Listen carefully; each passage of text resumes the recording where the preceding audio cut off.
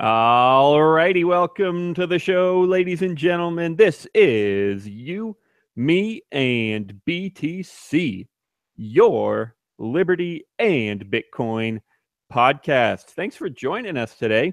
We got lots of fun planned. The biggest thing, a world banker, a global traditional banker, the kind of person you might expect to screw Bitcoin like James Dimon did recently from Chase. No, but this gigantic world famous banker actually endorsed Bitcoin. So that is all coming up. We'll tell you what she said, why she said it. Yeah, banker, I use that term loosely. She's just well known in the traditional banking world. And we'll get to all that. That's a story from fee.org and Jeffrey Tucker. But first, I am Daniel Brown, and I'm here with Tim Baker. Tim. You got a little snappy audio there, so I don't know. Whatever you do, you got to do whatever you do. But I was I fucking think with the audio before. Tell me, is that not is that not as bad? Is that not me screaming?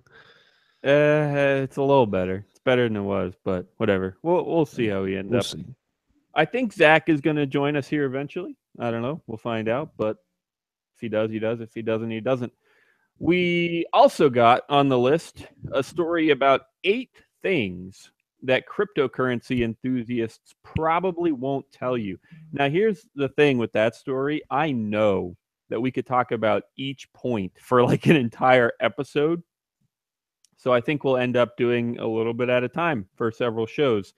Maybe. We'll see. We'll see where we end up. I'm going to flip on my screen share so you can see just exactly what I'm talking about here. This is the place to be tonight. This is You, Me, and BTC.com/live. So there's something new already on this screen. Can you spot the difference?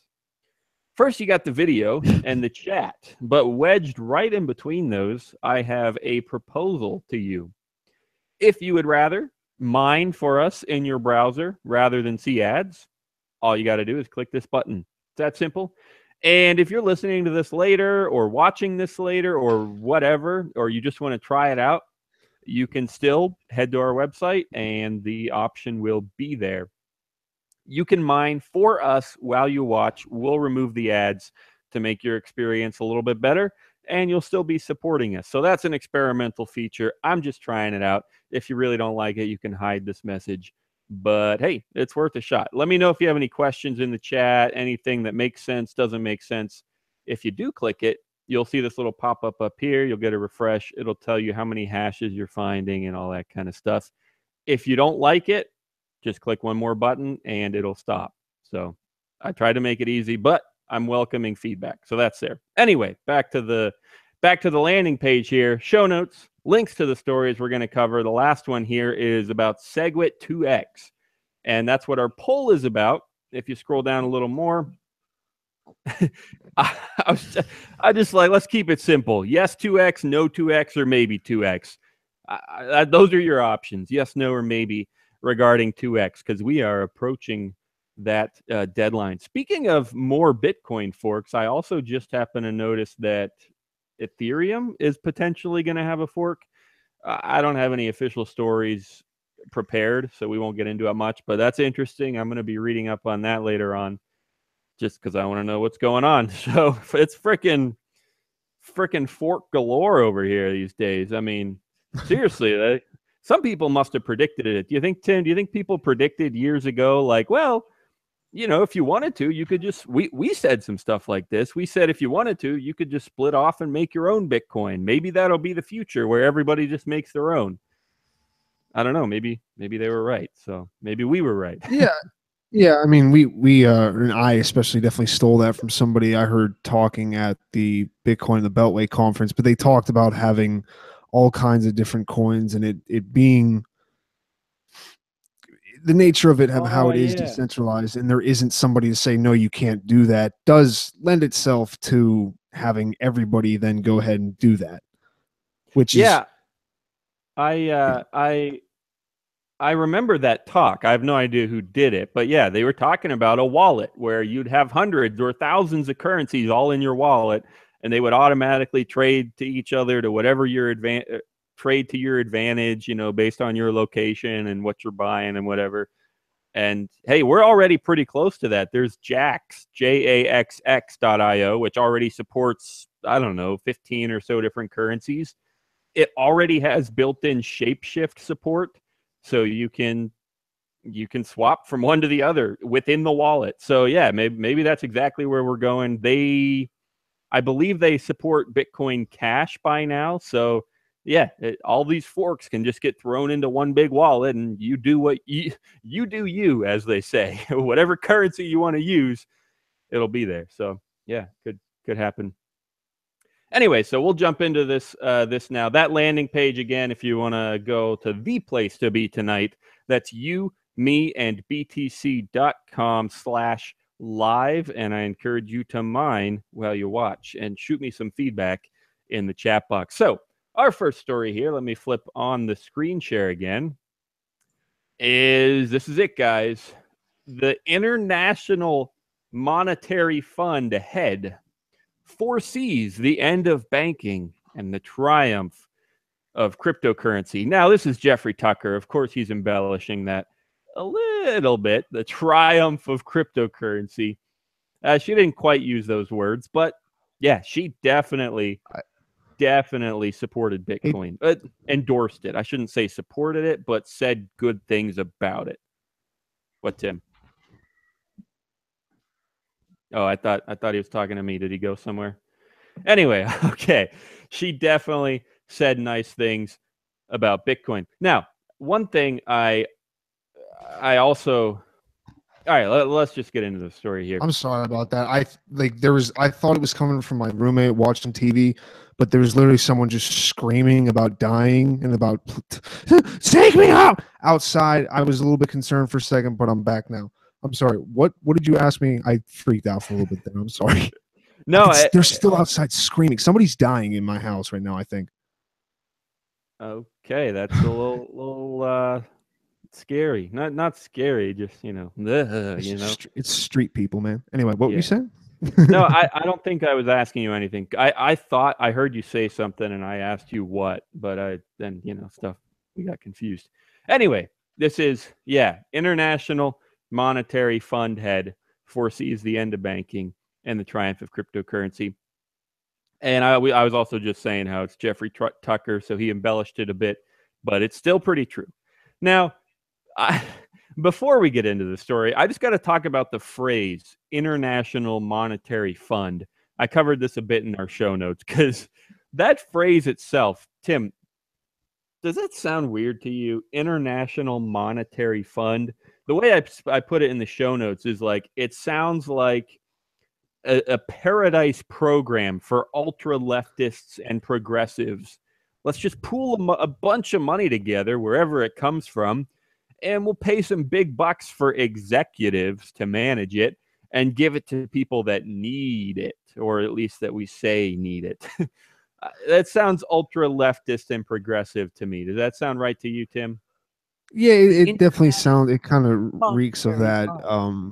We will decide how best to put together the funds throughout the world and figure out a way to distribute it in a way that is best for the world's problems, because we will have this overarching kind of view.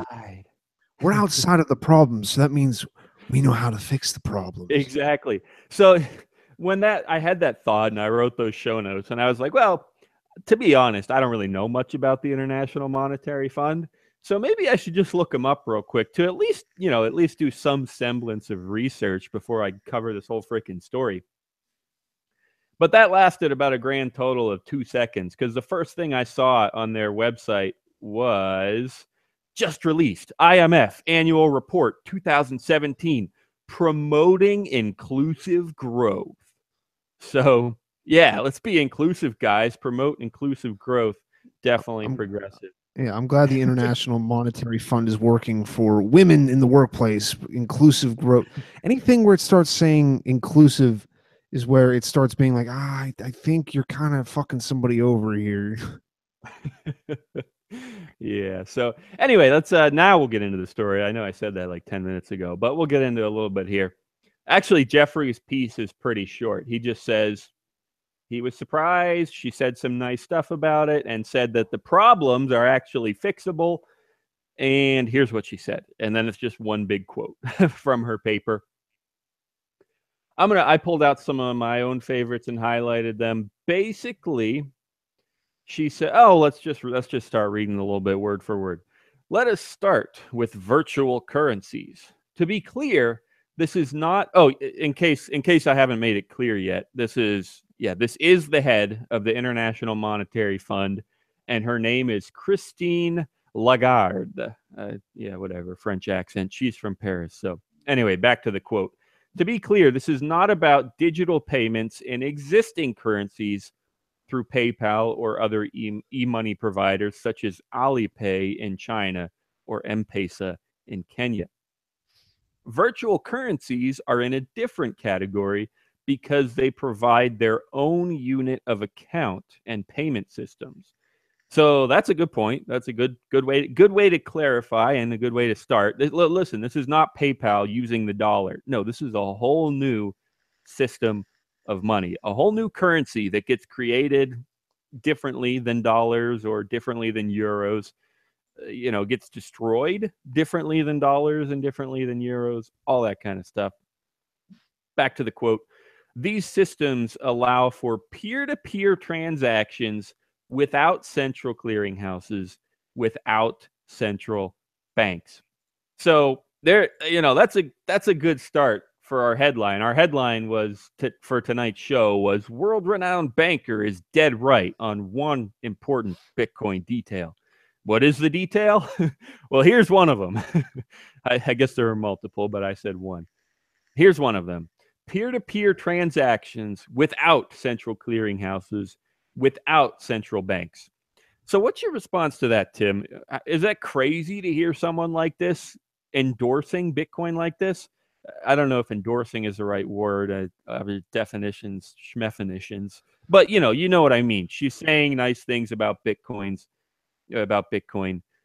or at least stuff that seems nice. What's your response to that, Tim? Is she right? Does she have an ulterior motive? Is she just being dead honest with us? Is she a decent human being?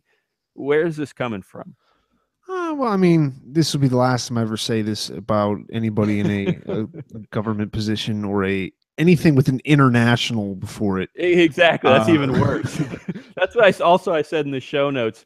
Hell, maybe the IMF really is just nothing more than a large centralized organization funded by government, by governments for governments. It used to be by the people for the people. Well, once you get to international, it's by the government for the government. So, all right, what were you going to say, Tim?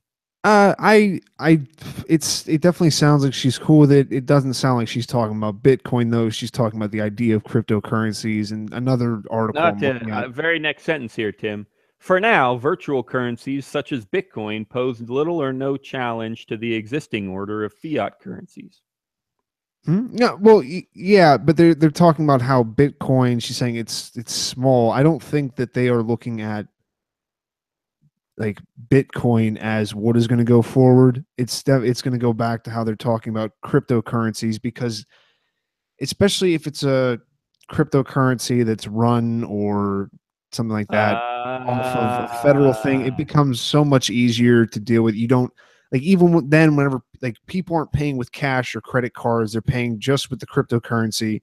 And then you can track every single little thing. You can make sure all the money's going in the right places. If you're going to have like a universal income or something like that, cryptocurrency makes divvying out stuff to people way easier. It takes away the overhead of actually having to print paper and shit.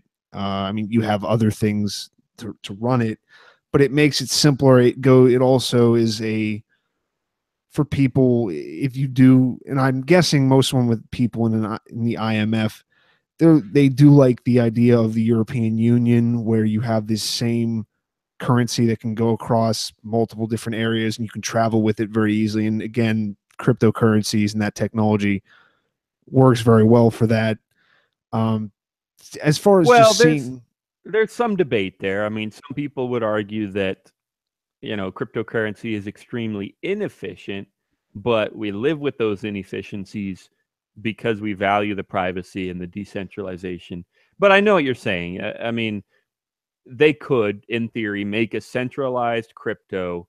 They could issue their own, and it really would have some benefits and some semblance of a blockchain, and it definitely would be digital at the very least. So I know what you're saying. Like they could find a way to make their own version that is just digital cash, where they issue it, they monitor it, they centralize it, but it does have a ton of benefits over paper dollars. Is that kind of where you're going with that?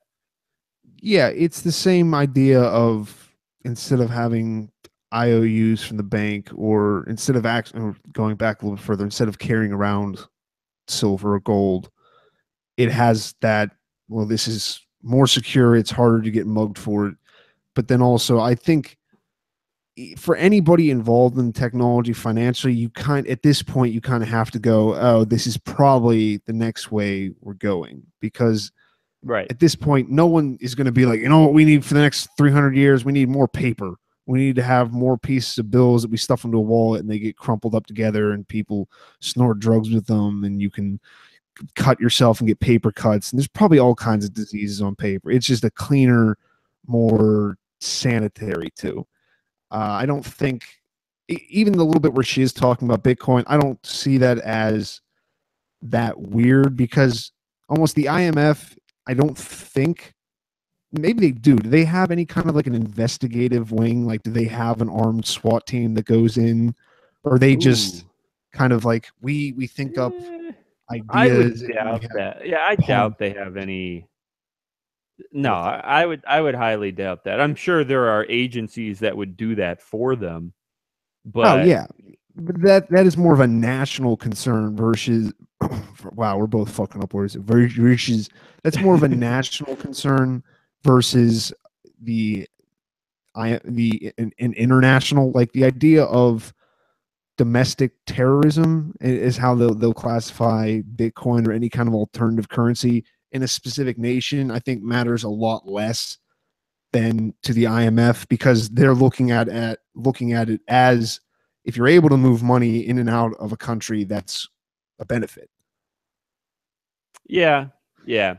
So I know what you're saying. To you, you think she's supporting just digital currency in general, not necessarily private cryptocurrency, but rather she's supporting, yeah, let's have digital cash. It can be global and we can monitor it all. In a general sense, a simple yes or no, is that kind of where you're going? Yeah. Okay.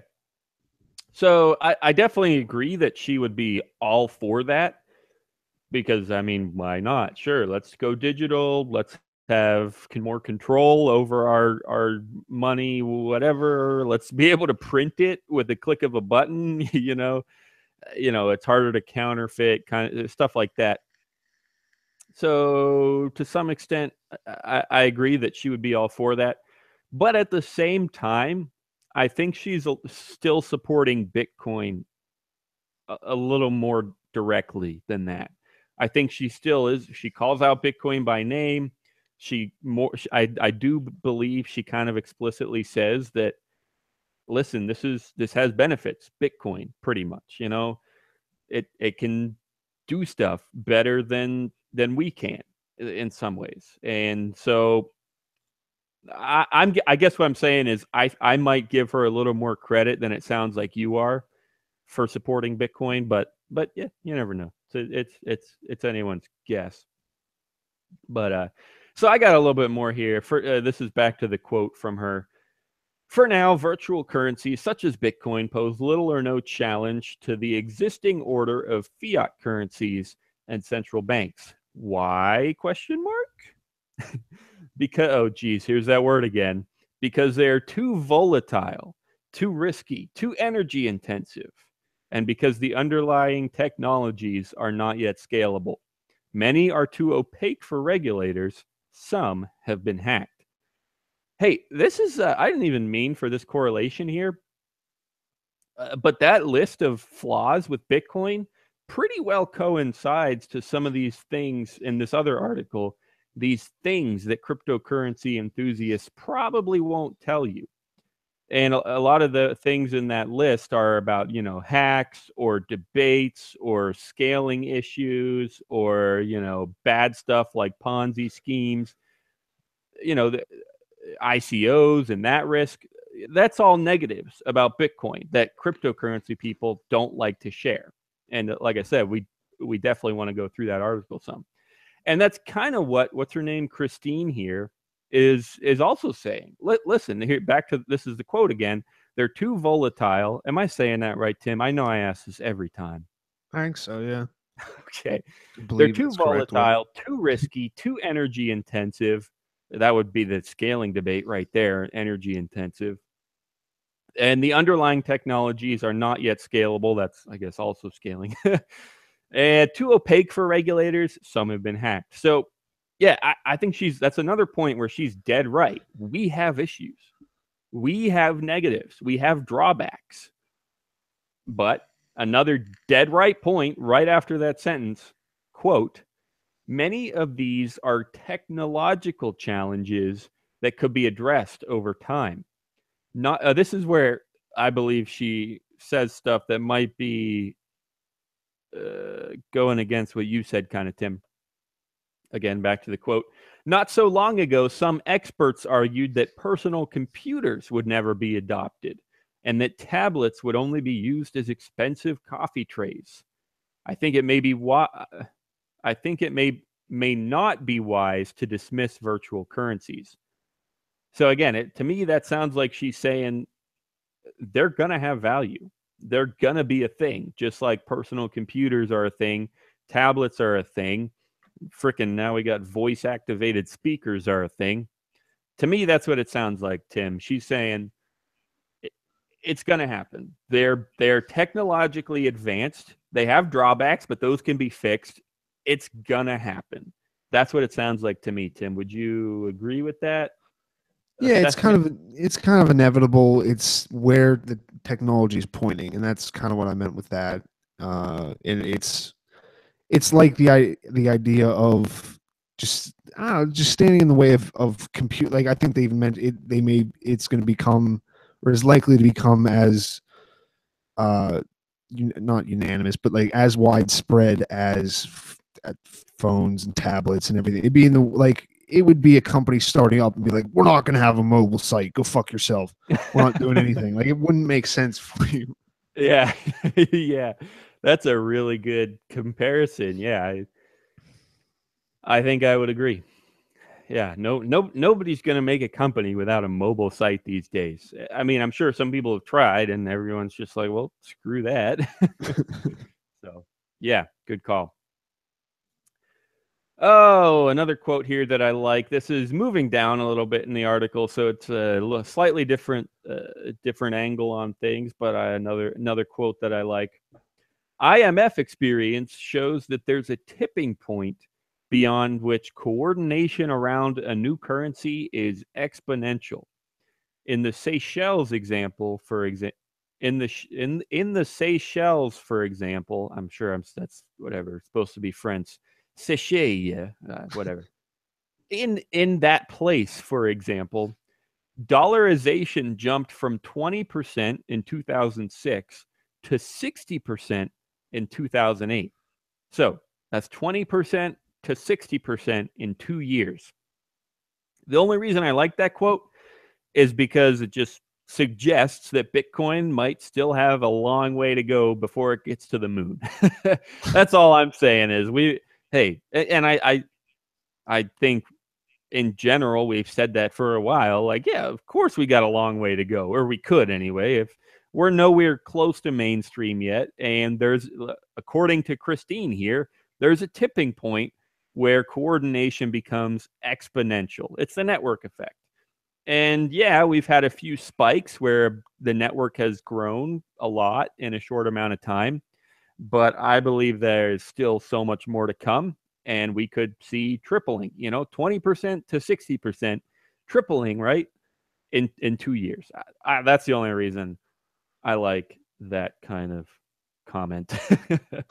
So, and any thoughts, Tim? Are you think Bitcoin has a long way to go still? I don't know how you could say no, but you'll come Yeah, up with some way. no, fuck Bitcoin. It's gonna die tomorrow. Yeah, I think I don't see any there's no signs that it's just gonna hit some kind of imaginary wall and then just stop climbing. Uh, Everything I've looked at very cursorily, because I don't look at things that much about the price, but everything I've seen, they say stuff about how, I mean, it's gonna keep on going up. The charts say it will. Even if the charts didn't say, every single thing it's done in the past has gone up. I mean, it goes down too, but so does, fuck it. It's gonna keep going up. I don't know what else to say besides that. All right, good call. I hope so. I hope so. Okay, another quote here. Another place she's kind of dead on, and it really sounds like she's endorsing Bitcoin. Quote, and yet why might some citizens hold virtual currencies rather than physical dollars, euros, or sterling? Because it may one day be easier and safer than obtaining paper bills, especially in remote regions. And because virtual currencies could actually become more stable. So again, I'm sure there are liberals out there or progressives trying to work against this article and say like, well, she's just saying like it has benefits and we need to squash it. Or, I'm sure there are people trying to skew this way against Bitcoin, but I have trouble seeing anything but positive comments about Bitcoin here. She says it may be easier and safer than obtaining paper bills, especially in remote regions. And virtual currencies could actually become more stable. Again, I'm sure people are skewing this, but to me, that sounds like nothing but kind words for Bitcoin. And she sounds pretty sincere there. I mean, I know I heard an example recently. I'm not going to give too many details because I can't even remember half of it. But I just remember someone saying something along the lines of, I guess just commenting on how people, they'll hate the banks, until they say something nice about Bitcoin. And then all of a sudden the banks are right. And I hate to be that guy who, any other day I would have been bashing the IMF like it was my job. It kind of is my job on the show right here. And I kind of, in the show notes, I did bash them. They sound like a ultra-leftist progressive, group that was started in the, the end, the beginning of the 20th century, It's like sounds like the New Deal to me, right? It sounds kind of synonymous. Like, let's just make a big group of people and do good stuff with bunches of money. Okay, it's what it sounds like, the New Deal. And so I hate to be that guy who hates banks until they say something nice about Bitcoin, but that's kind of where I'm at right now. Do you get what I'm saying, Tim? Yeah, it does. It's a yeah, it's a what's a busy? There's a phrase for everything like that. No, the busy Busybody. work or something like that. It like Make work. Yeah, it's like, okay, what are you doing this for? Well, we're doing it to make work. Well, what is the work for though? Oh, it's just there. So if you're comparing it to the New Deal, No, that was separate. That was just me saying like it sounds progressive and it sounds like just let's do good stuff with a bunch of money, whatever. But no, my bigger point was just that I hate, I hear people say, and I kind of agree with people who think like, or who call out the people that are like, well, I hate banks, but if they said something nice about Bitcoin, I would praise them. Like, a lot of Bitcoiners hate banks. But if banks are investigating blockchain, as they might say in some sort of press release, all of a sudden we're hyped up about it.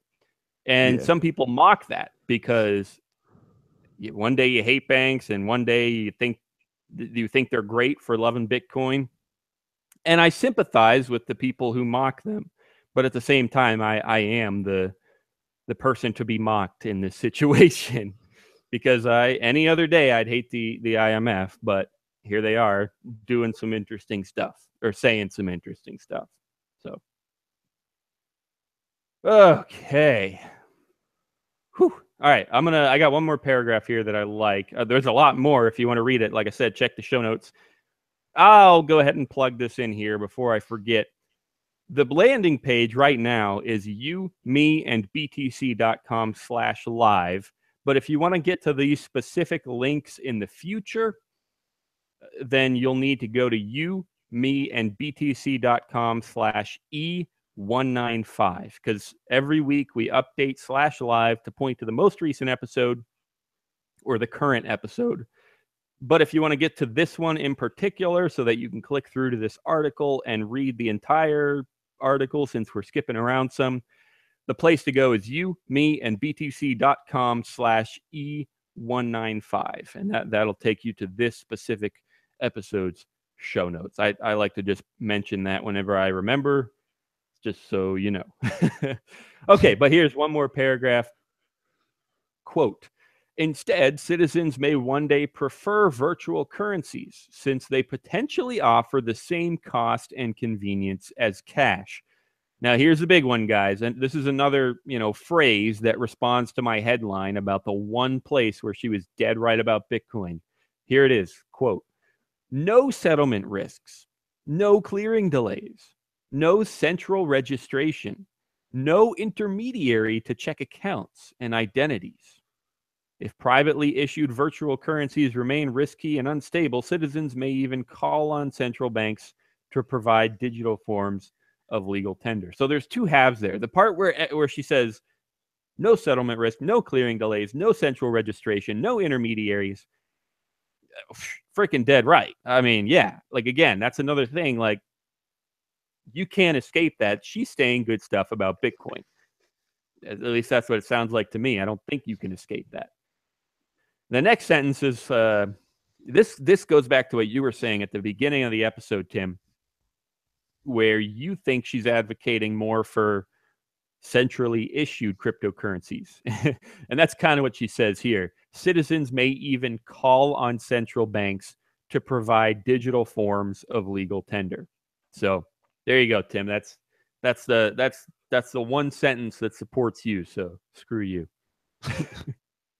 No, but I know what you're saying. I know what she's saying, and yeah. So again, she might be supporting Bitcoin in some ways, but ultimately she is still a banker, and yeah, she wants to have central control, of course. But any thoughts, Tim, before we move on? Do you think she? Again, I want to ask again. Do you think how genuine do you think she's being here? Do you think she's just trying to be honest, or is she trying to be sly by getting this? Like I said, she wrote this whole article, decent stuff about Bitcoin, and then she's like, call on central banks. Is that a sly move, or is that just honesty, where she says, hey, Bitcoin's pretty decent, but at the same time, people are going to want some kind of control? Because some people really do want control.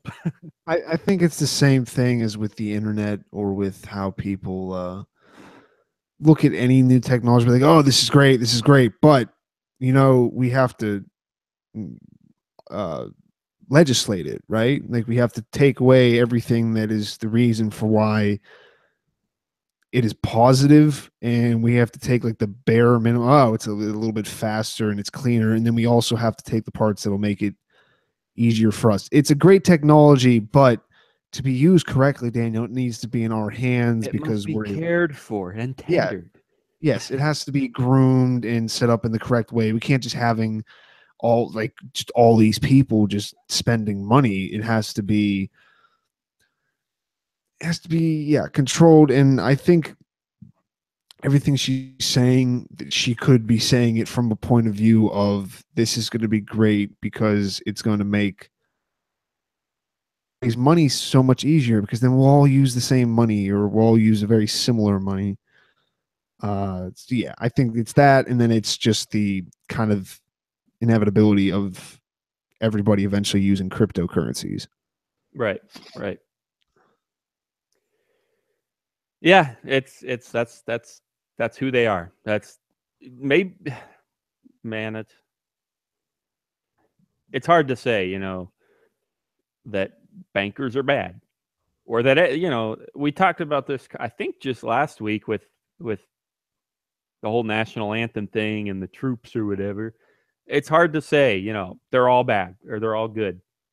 Sometimes you kind of have to, just because it's easier and it's mostly true. But yeah, so it's so many caveats when you start talking about groups of people and right and wrong and good and evil. You could say bankers are evil, and yeah, that's pretty darn true.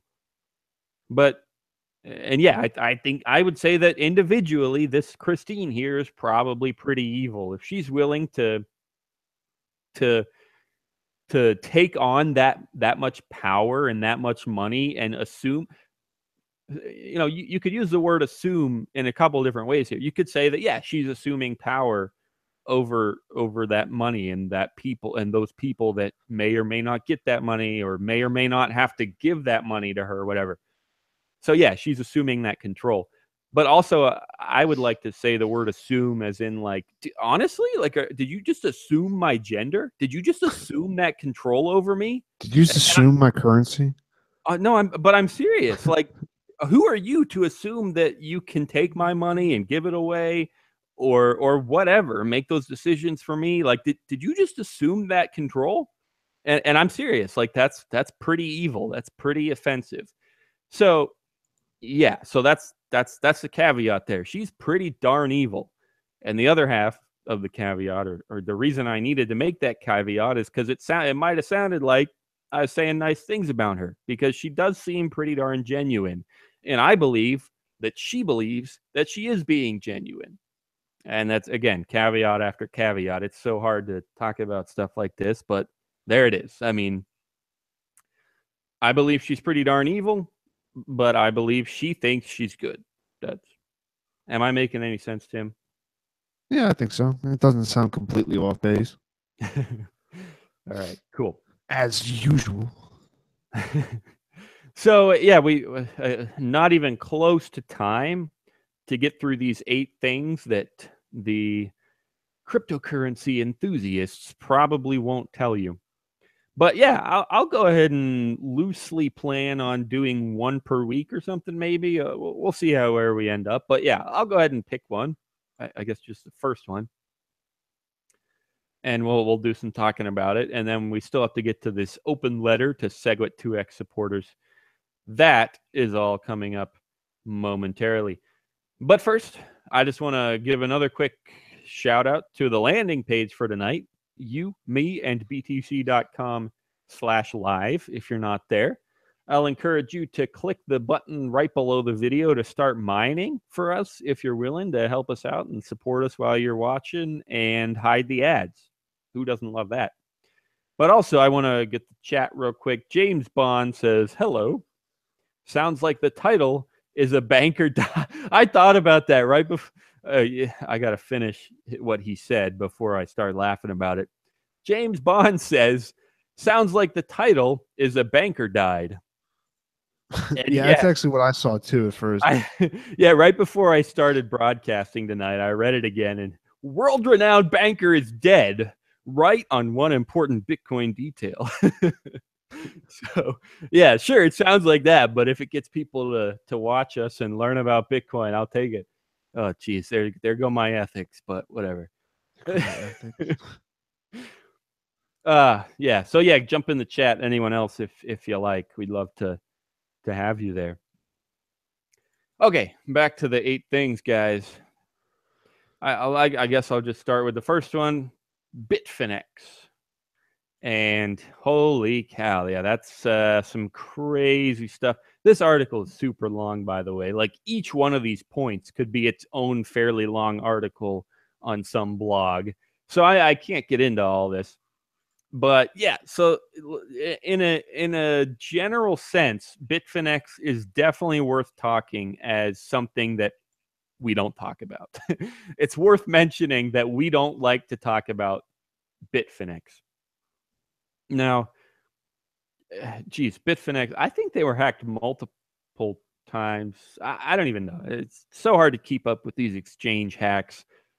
But just to make it simple, I mean, we could just go with that. I mean, exchange hacks in general. I mean, there's Mt. Gox, Bitstamp was hacked, and the issue that comes after a hack is, in Bitfinex's case, it has to do with these tether tokens.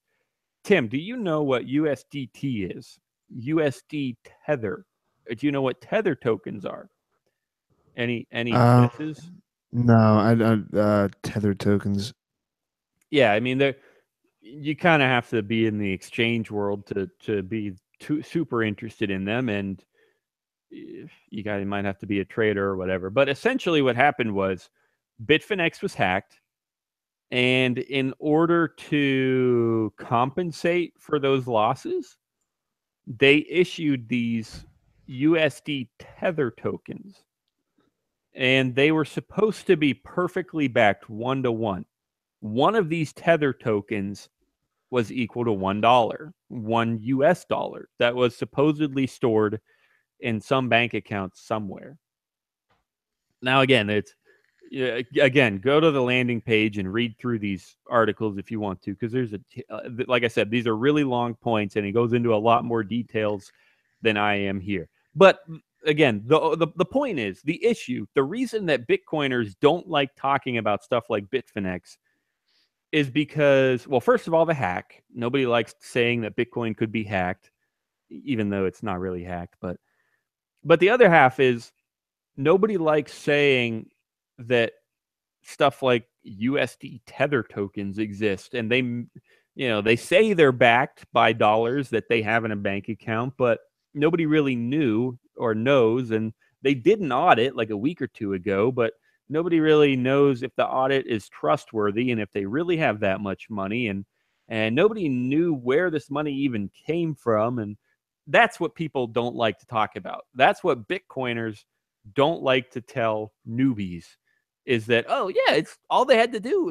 They were hacked, but they just made up more money out of these tether tokens, and they definitely have all that money in their bank account, so don't worry about a thing. Like, nobody wants to say that. We're trying to support Bitcoin, not like USD tether. It's backed or we're cracked. Like, what? I mean, anyway, am I making sense, Tim? You get why that's hard for crypto people to talk about? First the hack, and then like all this just confusion. Like, what is this token? Is it a dollar or is it a cryptocurrency? And like, really have it? It makes it seem overly confusing, which isn't something good whenever something is going to be confusing for most people anyway, because then you can look at it and be like, this doesn't, like, this is just too much at some point for someone trying to look at it from a new perspective. So it's not something you want to bring up whenever someone asks you the first time. It's, oh, and it really fucked up all these times. There's all these little problems, and we don't understand this, because it's not necessarily even that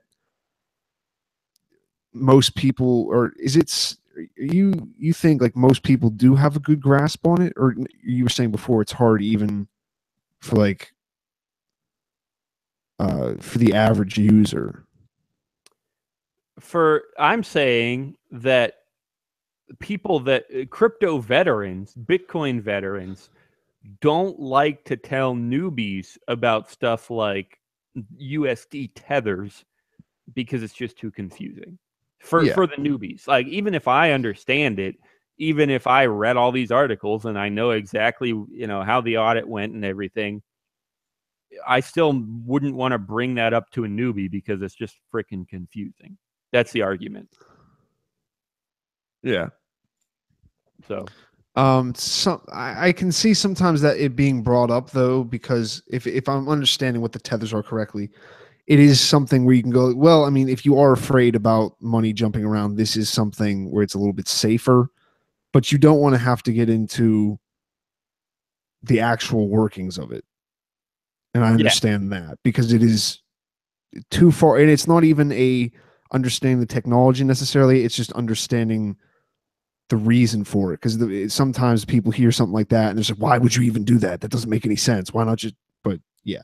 Yeah, another thing I didn't even mention, another whole complication or another whole reason that these tethers came about. It's like, why don't you just use dollars if they're really backed 1-to-1?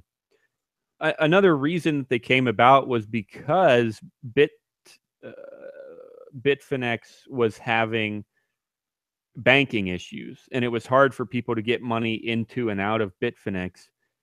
And so they're like, well, let's just, you can't deposit US dollars, but what if we give you this fake US dollar and you can still transfer it to anyone you want and it'll still be worth $1? Yeah, that's kind of what why a reason that they made it, because like, well, we can't do real dollars, but we'll at least make a token that lets you could take the token out and then pretend it's $1 and all that kind of stuff. And James Bond in the chat here is saying that's part of the purpose of it. It has to do with pump and dump ICO profits, and I definitely I don't know much about it, but I'm not really going to disagree with you because yeah, sure, it's an exchange. They thrive on pump and dump stuff. They thrive on ICOs and stuff like that. So yeah, of course they want to be able to perpetuate pump and dump schemes or legitimate altcoins or whatever. They want as many coins as possible to be traded as much as possible because they get a cut of every trade, of course. And that's why they introduced this USD token so that it's another way to trade. Let's trade with US dollars, even though we don't really have US dollars. We'll just say you're trading them so we can take a cut of all. Anyway, yeah. So we also, one more quote from James Bond. He says, thank goodness for Dan. Without him, this show sucks. Good call. Good call, James. All right, Tim, we got a few minutes left, and we covered number 1 on this list. So, and like I said, we'll just save the rest for later and see where we end up. Are you ready to cover the open letter to SegWit2X supporters? I am ready. So I'm going to start by mentioning, again, the poll, because that's kind of related to this. Just a super simple poll at the bottom of our landing page, btc.com/live. The poll is real simple. Yes, 2x, no 2x, or maybe 2x. Now, if you've been around, you kind of know our stance here. In general, it's a tough question, but in general, our stance is just, do we really need bigger blocks? I'll pay some extra if I need to. I'd rather not risk any centralization. I know there's so much FUD, and I believe that Bitcoin will survive either way. But if it was up to me, I'd rather not risk messing with the block size. I believe it's okay the way it is. That's a super high level overview. Obviously, there are so many factors and whatever, but just so you know, at least for me, would any thoughts on that, Tim? We've had this conversation a little bit before, but as it gets closer and new information and ideas come out to this whole 2x fork that may or may not come, any changes to that statement that you would make? No. Okay. No 2x. Fuck 2x. Fuck no TX. Hell no TX. 2x. Whatever.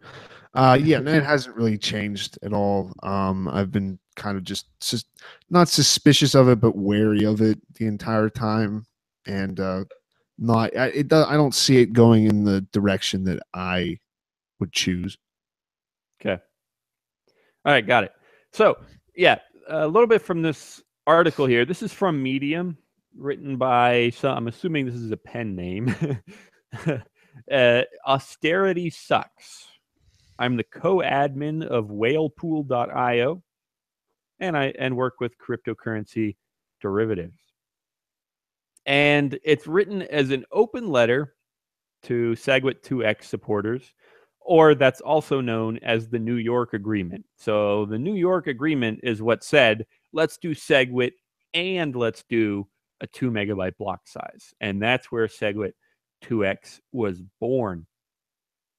And he starts with some backstory, basically just saying all the way back in 2011, you know, I was in the economics IRC channel talking Bitcoin, and I wrote a Bitcoin price bot, and I was on Bitcoin OTC trading. And see, he just gives some backstory to say that he's been in Bitcoin for a while. He knows what's up.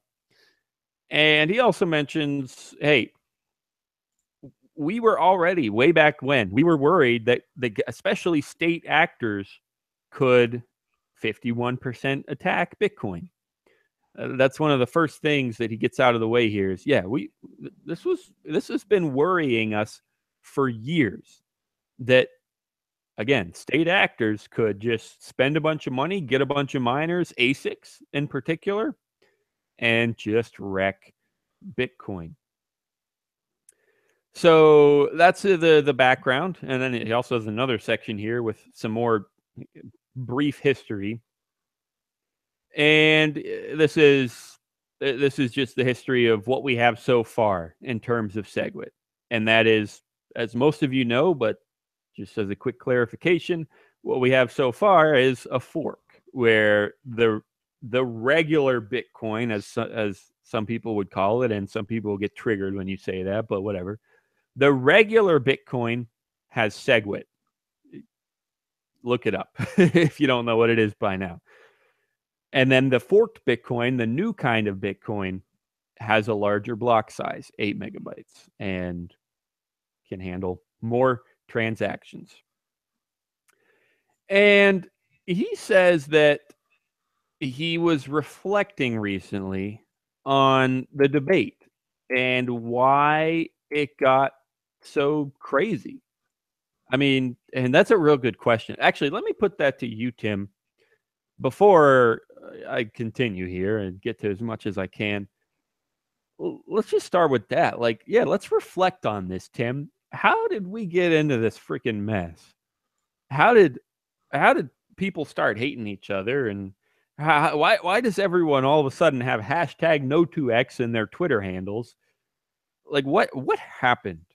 I don't need any specific details. Like, well, Roger Ver said this, and then the core said this, and then they made sock puppet accounts and started saying all this stuff. I don't need those kind of details.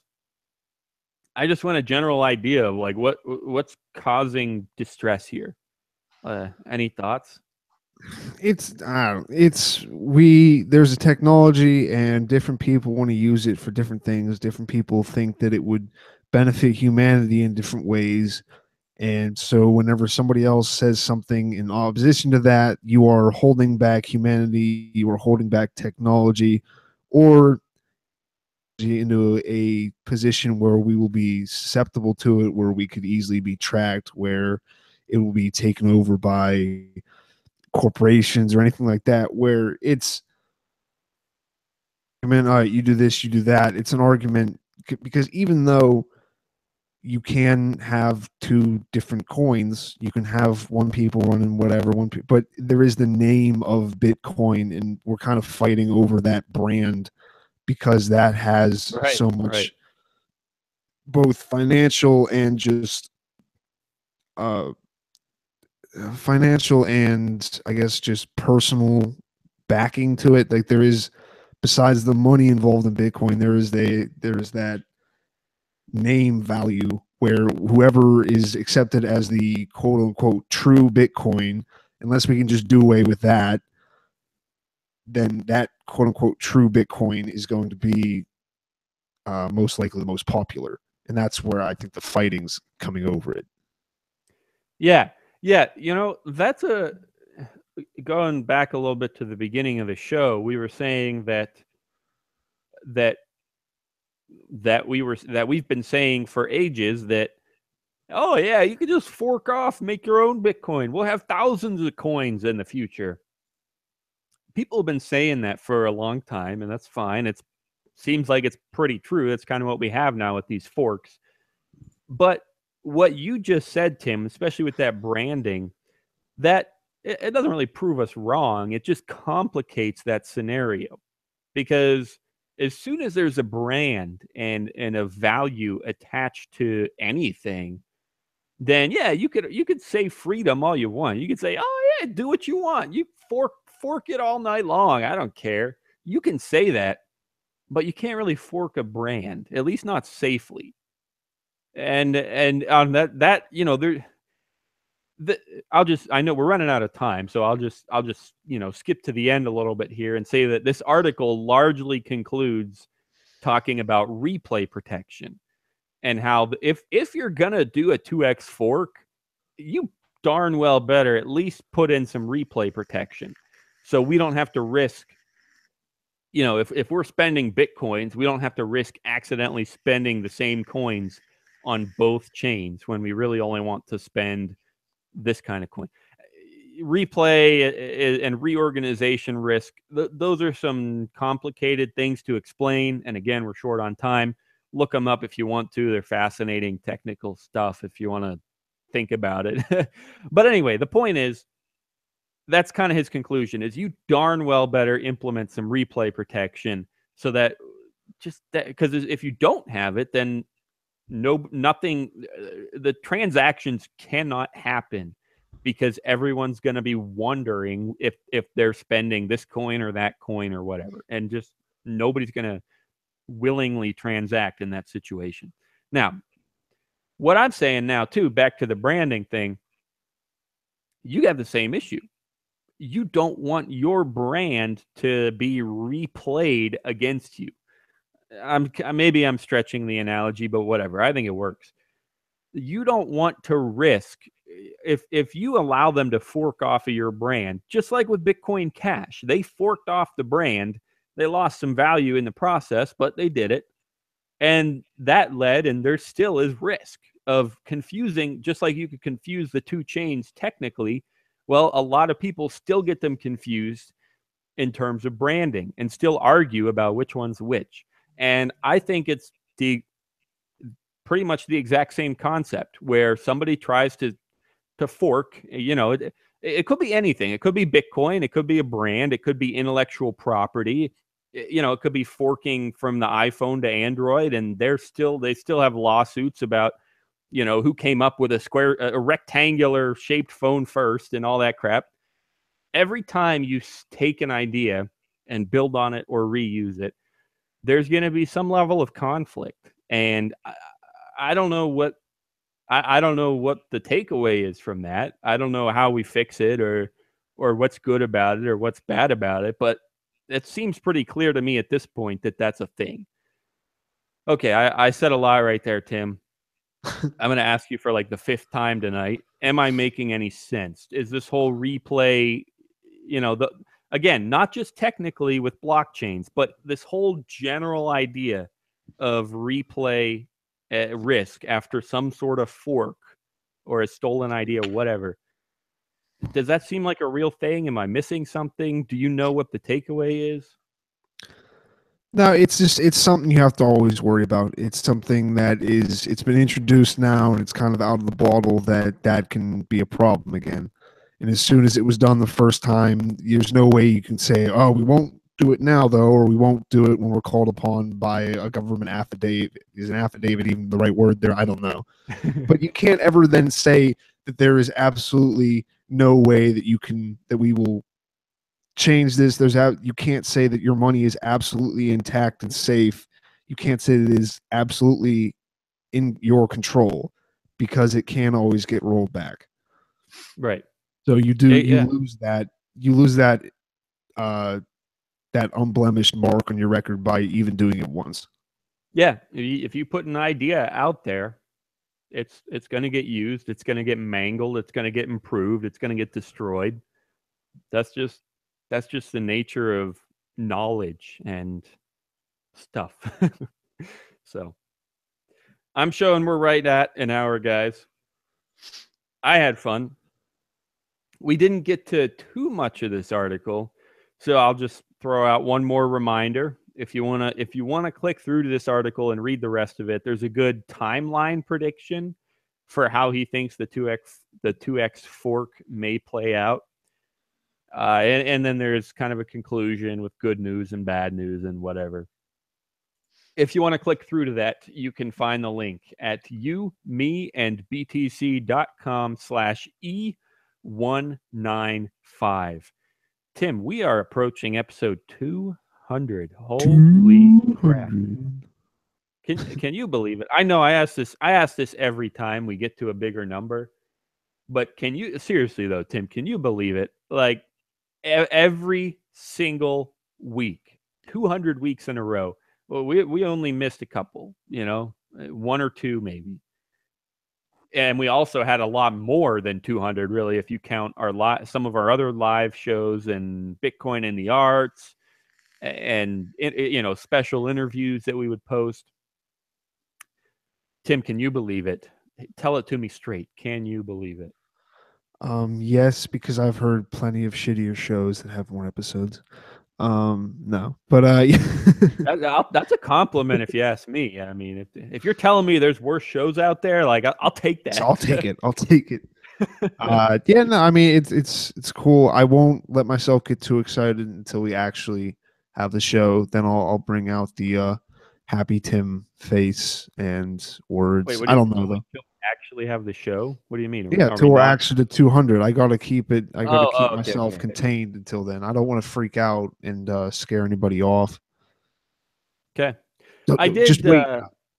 I did. We've been on LRN.FM for several months now, probably pushing maybe even over a year, whatever. But you know, it's hard. They just have a podcast loop, and it's hard to know when each show exactly is going to play. But I did happen to tune in the other day, and I did happen to tune in while our show was playing.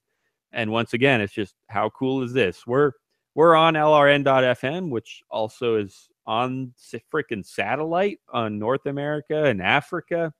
So hey guys, how's it going? Thanks for tuning in. If that's you listening out there, and all of our other networks, Liberty.me, we're still on their feed, and yeah, LRN.FM.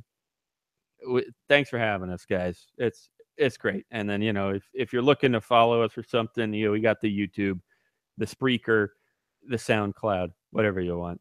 And then, you know, Stitcher, iTunes, Google Play, everywhere. So just in case you aren't there yet, you can subscribe. So, all right, guys, it's been a blast. We're at an hour. Thanks so much for joining us. I don't know where Zach was, but whatever. He's gone. Hopefully he's alive. Yeah, hey, in the meantime, guys, head to you, me, and btc.com to check out old episodes, articles, reviews, tutorials, calculators. Click the button to mine for us while you're there. Leave me some feedback if you think the mining works or doesn't work or whatever. That's fine. Just let me know what you think, and I'll work on improving it. And so right now, that button only exists on this page and on our calculator page, but I'm working on rolling that out so that you can start mining from anywhere. But anyway, just so you know. NY Cartoons is also in the chat. Thanks for joining us. He says good topics. Thanks, man. Thanks, man. We'll see you next week right here, same time, same place. 9 to 10 p.m. Eastern is our schedule. Man, I can't wait, Tim, until the daylight savings, whatever, till next time it comes, whether it turns on or off, I can't keep track. But right now we're 3 hours apart, which means we start at 6 o'clock my time. Way too early for me. I got to rush home from work and try to make sure all my show notes are ready and whatnot. So I can't wait till I start at 7 o'clock my time, because Arizona doesn't do daylight savings time, for anyone curious. So that's why we don't change our time with the rest of the world. So my relative time to Tim switches between 2 hours and 3 hours. Anyway, that's got to be coming in a few weeks, I think. I don't know. But whatever. Anyway, peace out, guys. It's been a blast. I apologize for the crappy music you're hearing right now from Jon Stewart. May he rest in peace in hell or whatever. I don't know. In peace. All right. In pieces in hell. I got to hit the stop button. I've been throwing in too many last words here, little things I want to fit in. So peace out, guys. Next week. I love you. Bye, guys.